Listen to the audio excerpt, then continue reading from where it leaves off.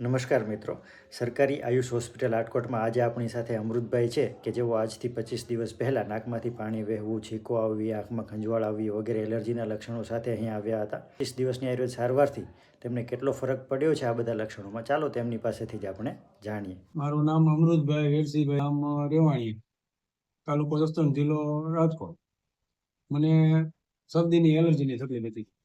પછી બહુ ખૂબ જ હતી, 15 વર્ષથી હતી ને મેં ઘણી જગ્યાએ દવા લીધી, કોઈ જાતનો ફરક પડતો નતો. દીકરી પીવી એટલે 10-12 કલાક સારું, પછી આપણને પાછું હતું એમણે લઈએ પોઈઝન. પછી અહીંયા રાજકોટની આપણને માહિતી મળે એટલે અહીંયા આયુર્વેદિક કે દવા છે દવાખાનું, એટલે અહીંયા આવ્યા રાજકોટ. પછી દવા લેતી એટલે પહેલા 15 દિવસમાં દવા આપી એટલે થોડો ફેર પડ્યો.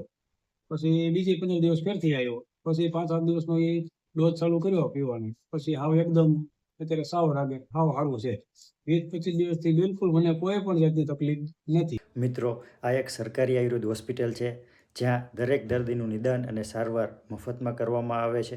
આ હોસ્પિટલમાં થતી સારવાર અંગેની માહિતી વધુમાં વધુ લોકો સુધી પહોંચી શકે તે માટે અમે હોસ્પિટલનું એક ઇન્સ્ટાગ્રામ અને ફેસબુક પેજ પણ બનાવેલું છે, જેને ફોલો અને શેર કરીને તમે વધુમાં વધુ લોકો સુધી માહિતી પહોંચાડી શકો છો.